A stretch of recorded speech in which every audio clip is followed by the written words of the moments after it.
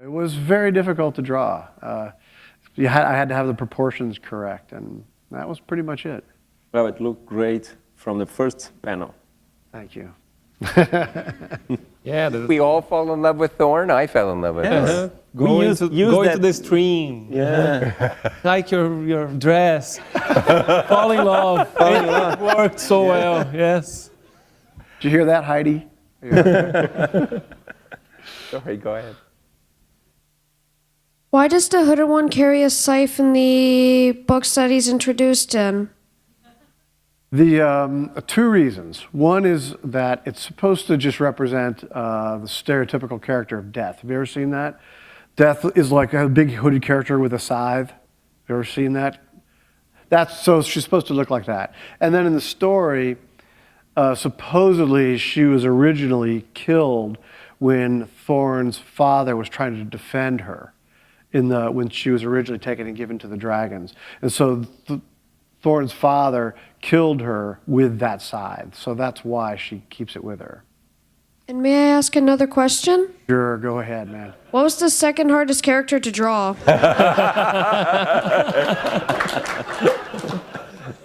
Let's see. Well, I'll tell you what, there's that big giant dragon at the end that was covered with all the millions of other little dragons. That was hard to draw. Mim, yeah. Especially when they came out of the ground and they grabbed her and took her back down. Yeah, that was hard. Remember that time? That was awesome. Thank you for that. That was a good question. So I'm very interested in panel formats and how they work, like the size of different panels and like what's placed emphasis on and what's a small panel, what's a large panel, and how do you decide which to use and what formats to use, and like how do you decide what your panels are going to look like? You know, for a long time, I tried to do what I was reading in Bone, because when we started reading Bone, he also put out a book called The Bone Reader, where he explains some of the stuff that was going through his mind, and he was telling about the rhythm he was trying to create in the story, so people would fall into the story, because every page was like 6 panels, every time, pam, pam, pam, pam, pam. So every time he wanted to emphasize on something, he ran away from the 6 pages and did the bigger panel. So you knew that was important. So that's how we saw that working on Bone, and it's the same mentality. You have like to see in your story what's important, and you have to make sure somehow that the reader pays attention on that. So you can make that panel bigger, or you can make that panel simpler, so it's less information, so you are sure that he's not going to be distracted by the background. So you can divide the panels, the dialogues, and leave the most important sentence of that phrase in that panel. So you leave it, the reader gets to that panel and reads that sentence. There are all sorts of ways to play with the sizes and the rhythm of the story. And you have to see what you want the people to pay attention the most, and that's how you variate. And because that's the fun part. You have like to make the reader be interested in everything that for you it's very brainy, but for the reader should be enjoyable and invisible. So it varies a lot. I think that's the central issue in comics, I have to say. Yeah, I think what you're doing is you're manipulating time. You are controlling how long the reader spends on each panel. So if you have a small panel, then perhaps you want the reader to go by there very quickly, not spend too much time on it. And you can do other things that Fabio was kind of alluding to. If you want to slow someone down on a panel, you can add more background, more details to catch their eye. I've noticed drifting off a little bit from whether or not you make a panel big or not. But I've noticed as I make the comic, and I'll have like all 22, 24 pages going at one time. And sometimes I'll literally lay them all out just to get a sense of read it. And I'll usually do that in different stages when I'm penciling it, as I'm going through and inking it and lettering it, and bits and pieces. And it all slowly builds up. I don't just draw one page and be done and put it in the drawer. I work on the whole story, all 22 pages at one time. And I've noticed that as I read it over and over again, when it's just penciled, a story, a little sequence where, say, Phone Bone is being chased by a rat creature and he falls off a cliff or something, and that might take a page and a half. And I read it in the pencil version. And it's funny. It's exactly it's the right speed and everything. And I go through and I look at the rest of the comic. And then a couple weeks later, I'm doing it again. But now I've inked a bunch of stuff, and now there's real stuff for my eye to see. And so it changes the timing on the panel. Now I stop. And instead of just breezing right through and Phone Bone's falling over the cliff, now I stop and I look at the tree in the background because there's something there to look at. And maybe sometimes I'll even like take that tree out because, hey, I don't want somebody stopping right there. I want them to move through that panel very quickly. So I think in some ways the answer to your question is there are little rules which you can probably find people writing about, like smaller panels or in a row would give you a staccato effect and go quickly. Obviously, a big splash panel is going to be a huge moment when you reveal something. But I think generally for me anyway, it's a fairly intuitive thing. You kind of just have to read the story to yourself and see how it's acting and see how it's going. And sometimes you'll want to emphasize something or shorten something. Does that make sense? Yeah, that makes sense. Just to add on that, all three of you are real masters of the silent panel. You really rely on the silent panel a lot. Why is silence so important to cartooning and to your work? There's the silence right there. Well, because in our interactions, it's not all words. I mean, you get stuff from a look or a glance or you move. And not everybody's talking every minute in a movie. And I think you can recreate those moments in a comic just as well. And I think they're another way of drawing attention to that moment and thinking about what that character's doing. Go ahead, sir. So Bone has found its way into classrooms from grade 4 to grade 10, and Day Tripper looks like it's on its way in as well. I'm trying to get the funding together to get a class set for my grade 10 and 11 English class. Great. I'm wondering, did you guys ever think that your works would be studied in schools? And now that it is, how do you feel about that?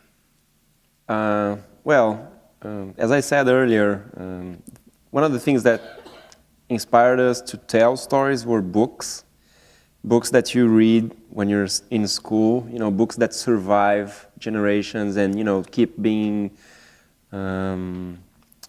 I don't know, como se fala? Discussed? No, relevant. So that's what we try to do, and I'd love to have the comics I do studied in schools, and because we try to talk about stuff that. Art in general for us is like a reflection of your time, your generation, or at least good art. So we're trying to talk about matters that we think are, questions of our times, and I hope they survive, and that's what I want out of comics, that they survive their own time and go on, and making it to schools is one of the best ways to do that. And I never thought it would be read by kids and stuff. It was Scholastic that came up with that idea. They were able to see that Bone was. I wasn't writing Bone for children, but I was writing the comic that I wanted to read when I was a kid. And of course, but I was, a grown man doing it, so I had to make it somewhat interesting for me too. But it was very much Scholastic's vision to be able to see it and package it and get it to kids, and that was definitely one of the best things that ever happened to me, for sure. Just a note. I think that gentleman in the baseball cap, you'll be the last question. But I was going to say, I think one of the sea changes in comics was that you have stores now and publishers that will give you all these back issues. The fact that Watchmen, Dark Knight, Mouse are all still in print and in stores, that backlists are flourishing, I think that changes comics. I think that changes the industry.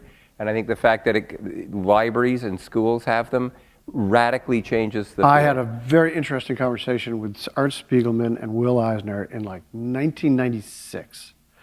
And we were saying, how are we... Excuse me, Jeff, you dropped a couple of names there. Oh, sorry.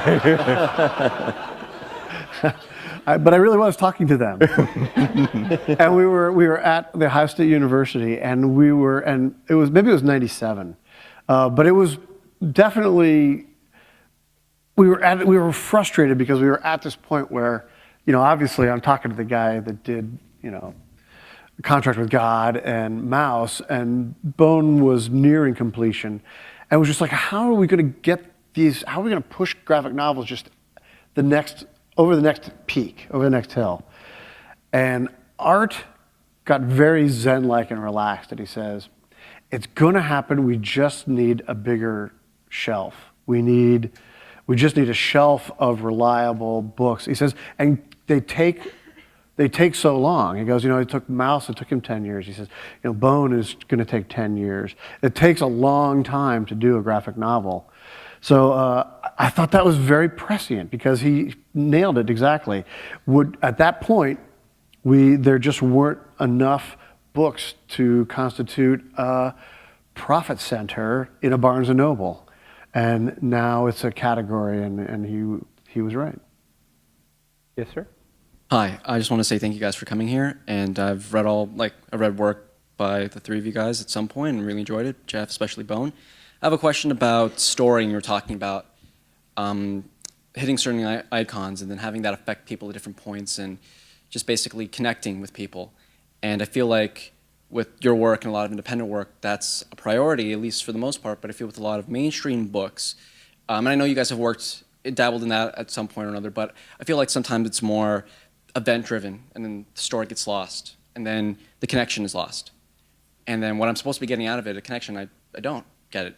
And I was just wondering that, I know you guys have dabbled in certain things or collaborated with people who work in that exclusively sometimes, but do you feel that in sort of superhero comics, mainstream books, that's the case, or are the creators really trying really hard and other things getting in the way?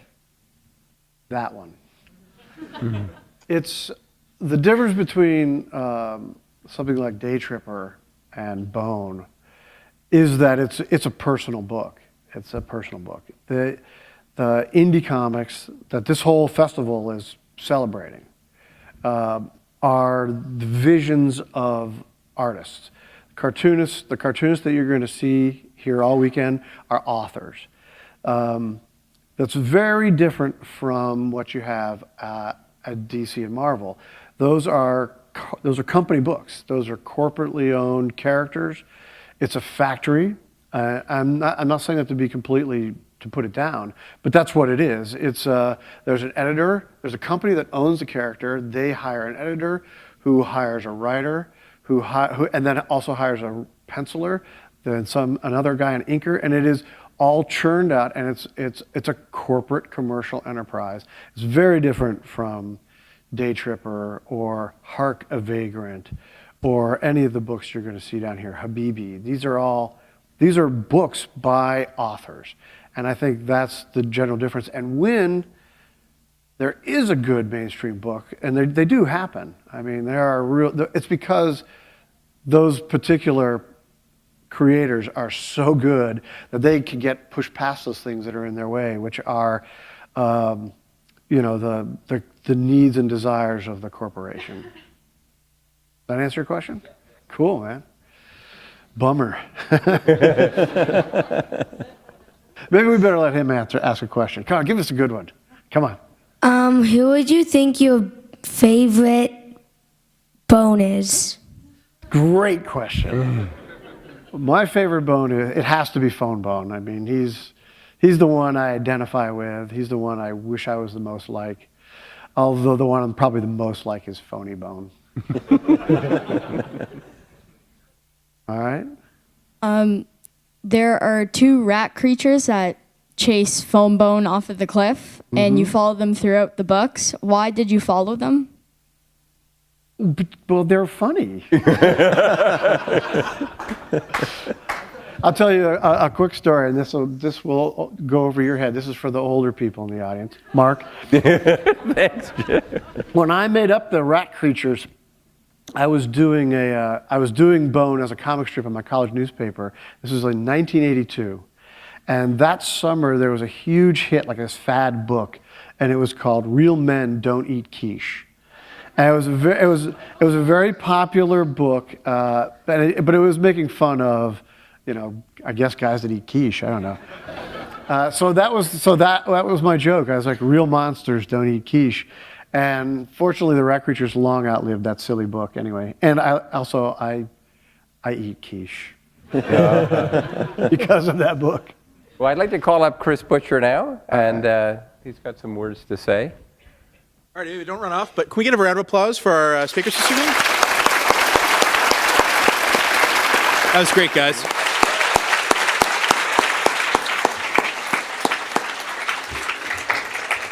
And while you're all running this Sunday, thank you to Mark Asquith, thank you to Toronto Public Library, thank you Jeff, Gabrielle, and Fabio, and thank you all for coming again.